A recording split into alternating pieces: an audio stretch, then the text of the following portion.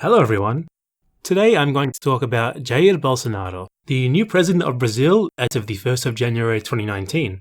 I'm going to examine South American history to explain the real roots of his ideology, and in doing so, I'll introduce the concept of Latin American fascism. Here's a very short summary, just in case you happen to be unfamiliar with Bolsonaro. In the 70s, when Brazil was ruled by a right-wing military dictatorship, he voluntarily chose to join the army. After leaving, he became a far-right career politician. Before winning the election last year, he had spent almost 3 decades as a congressman, only having 2 pieces of his legislation passed in 27 years. Some of his finest moments include telling a fellow member of Congress that he wouldn't rape her because she doesn't deserve it, and proudly exclaiming into about a dozen press microphones that no one likes gay people. Agora gostar de homossexual? Ninguém gosta, ok? Ninguém gosta, a gente suporta. So yeah, pretty self-explanatory there. So, how does the international media talk about his politics? Well, let's take a look. Bolsonaro has restyled himself the Trump of the tropics. It's an election where the frontrunner has been compared to Donald Trump. The man who's been dubbed the Trump of the tropics. Meet Jair Bolsonaro, labelled the Trump of the tropics. So they pretty much just compare him to Donald Trump. And sure, based solely off those 2 clips that I just showed, for example, he does seem a lot like Trump, right? But there is actually a lot more to it, and I'm going to show you why. There is an innocent component to these simplistic comparisons with Trump. Everyone knows who Trump is, so it's a nice, easy way for the media to give the viewer, no matter who they might be or where they might be from, a familiar reference point. But the problem with this is, these simplistic takes on Bolsonaro's politics are making him sound a lot less bad than he actually is. And that's saying a lot, because comparisons to Trump aren't exactly glowing endorsements. Bolsonaro actually takes his cues from an ideology that's distinctly Latin American, one that's far more dangerous than any comparison to Trump could aptly imply: Latin American fascism. Now you're probably wondering, Latin American fascism, what's that? And that's a very fair question because it's not exactly a common term. Yet it still probably planted an image in your head, right? The stereotypical Latin American military dictator who probably wears their uniform to bed, medals and all. And that image is somewhat accurate. There is, however, more to it. Federico Finkelstein, a renowned expert on fascism in Latin America, states that the right-wing dictatorships of the 70s and 80s in South America, especially those of Chile and Argentina, practiced a distinct type of fascism, inspired by more traditional forms of fascism, but nonetheless quite different from them. And Bolsonaro, despite being Brazilian, has been very open in his ideation of the methods used by these 2 dictatorships in particular. For example, in 2006, he bizarrely asked the Chilean embassy to relay a message from him to the grandson of Augusto Pinochet, the dictator in Chile from 1973 to 1990, in which he lamented the supposed leftist propaganda campaign against the memory of Pinochet and praised him as a great leader. Then, later, he openly praised Pinochet on TV. Chile, 73. Pinochet fez o que tinha que ser feito. Por quê? Dentro do Chile existiam mais de 30.000 cubanos. So, what is it that characterizes Latin American fascism? Well, it's much more religious than traditional fascism, with the rallying cries being Judeo-Christian values and Western values. Nuestra generación vive una crisis de identidad que se manifiesta en un permanente cuestionamiento de los valores tradicionales de nuestra cultura y asume, en muchos casos, las concepciones nihilistas de la subversión antinacional. An internal enemy is then constructed that apparently wants to destroy these values. This internal enemy is associated with atheism, subversion, Marxism, etc., essentially meaning leftism in general. So basically, the evil leftist subversives want to destroy your religion, your family, etc., etc., everything good in the world. This so-called enemy is dehumanized, and effectively any kind of measure taken against anyone deemed to be said enemy is legitimized. The armed forces are thus turned against their own people, and this one-sided state terrorism is framed by its leaders as an existential war for the nation's very survival. Human rights are reframed as something that must be earned rather than something that is a fundamental, and certain people are deemed unworthy of their protections. And, of course, while all of this is going on, the economy is liberalized and public services are decimated. The clearest examples of this, both of which Bolsonaro is strongly influenced by, were Argentina and Chile. In Argentina, from 1976 to 83, 30,000 people were murdered and countless more kidnapped, imprisoned, and tortured.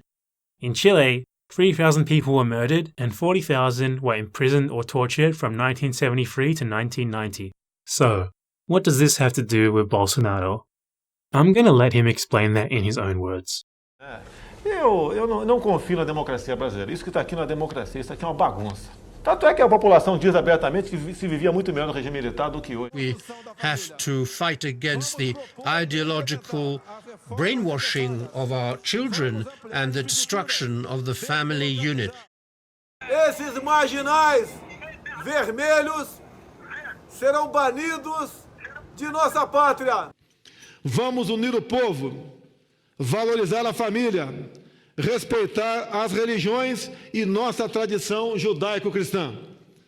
Combater a ideologia de gênero, conservando nossos valores. As you can see, Bolsonaro's discourse is essentially exactly the same. He identifies Judeo-Christian values, the family, etc., as things that are apparently under attack from an internal enemy, leftists, as a tradition, and he believes that they must be removed from the country by whatever means necessary. He's also adapted this for modern times, incorporating the dog whistle of so-called gender ideology, which is apparently also a threat to these traditional values. He's also adapted it to Brazil's specific situation, using its high crime rate to further justify the internal security doctrine and the idea that human rights are a privilege that can be revoked. Bolsonaro stated that the policy of human rights has to change. For humans' rights, but not for vagabonds and marginals who live at the cost of the government. Now, Bolsonaro is of course Brazilian, and Brazil of course had its own dictatorship. While he is a supporter of this dictatorship, he's nonetheless clearly expressed that he thinks it didn't go far enough, as in Argentina and Chile, and that doing so would be the only way forward for Brazil.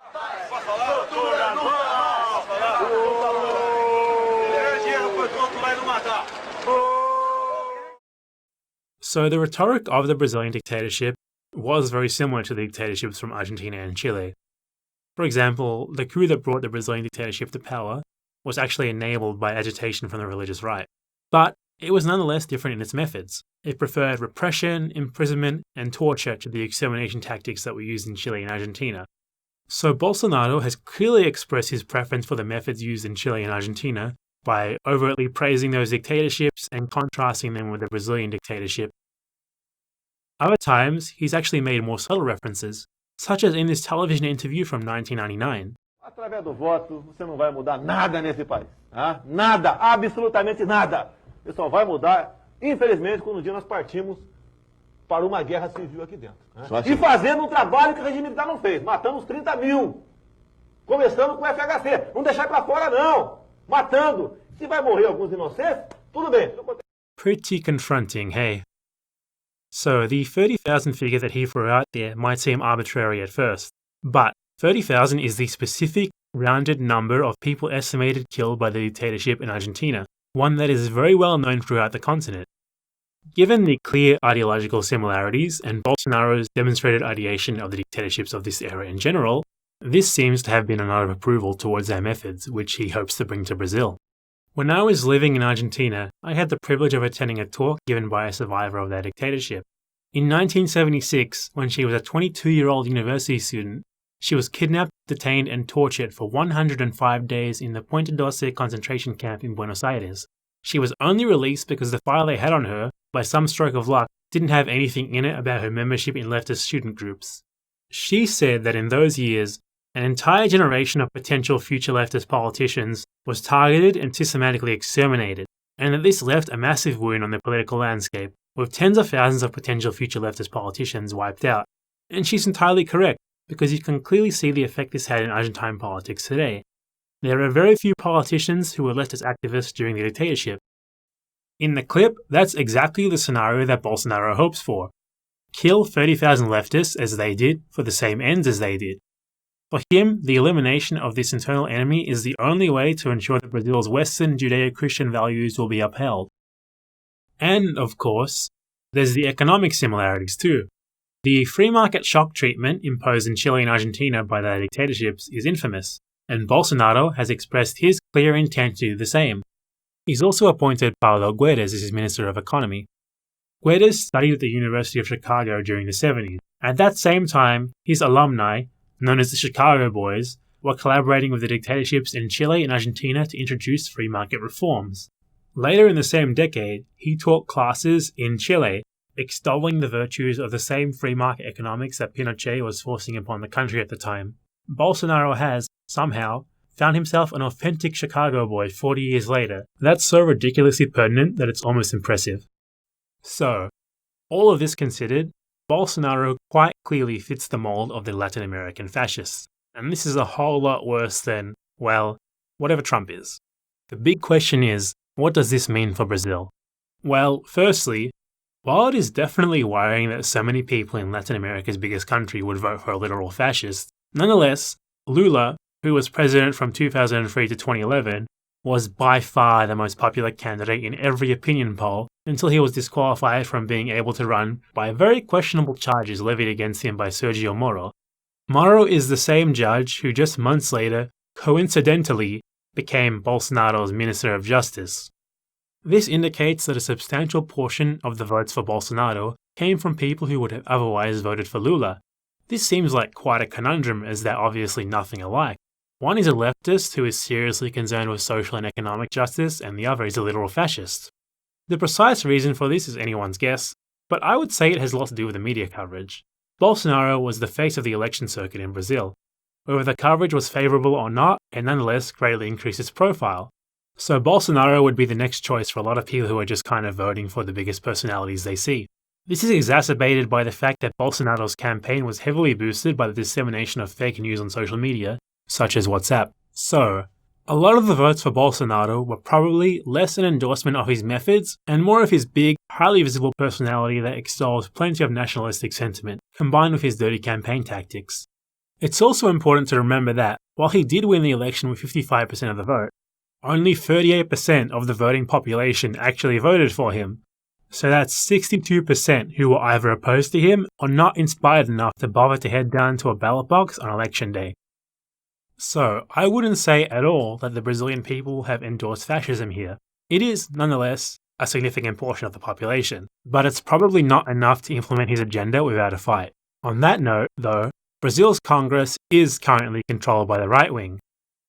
While few of them are quite as far to the right as Bolsonaro is, this still indicates a scary possibility.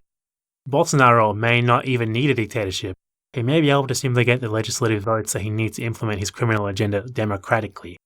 Nevertheless, analysts are saying that the Congress is divided between so many parties that such a mandate is very unlikely. So, what about the military? What do they think? That is the million-dollar question here. Bolsonaro is clearly very pro-military. His cabinet is absolutely packed with ex-military men. 8 of them, in fact, with 3 being former generals and 1 a former admiral. In an article for Foreign Policy magazine, Michael Albertus makes a convincing argument that the military is likely to cooperate with Bolsonaro rather than seize power directly. This seems like exactly the kind of arrangement that Bolsonaro seeks, and he's constantly expressed his willingness to effectively give the military a free pass to do whatever they might wish. The military were already deployed to Rio in the name of internal security last year under the previous president. They've been accused of a number of human rights abuses there. Brazil also still has military police forces that cover what are, in most other places, civilian policing duties, and its security forces in general are known for levels of brutality and abuse that are almost unfathomable. So the precedent for military involvement in civilian matters is already there, and it's ripe to be expanded if both sides cooperate. Of course, though, international pressure is a thing. The international community is very familiar with the methods of Latin American fascists, and aside from perhaps the United States, they're unlikely to tolerate such a regime. Additionally, Bolsonaro has shown a clear concern for his international prestige, recently appearing at the World Economic Forum summit in Davos. So, such foreign pressure might stop Bolsonaro from realizing the full extent of his agenda. Regardless, history shows us that the South American dictatorships of the second half of the 20th century were very good at concealing and denying their crimes. This is especially relevant in Brazil.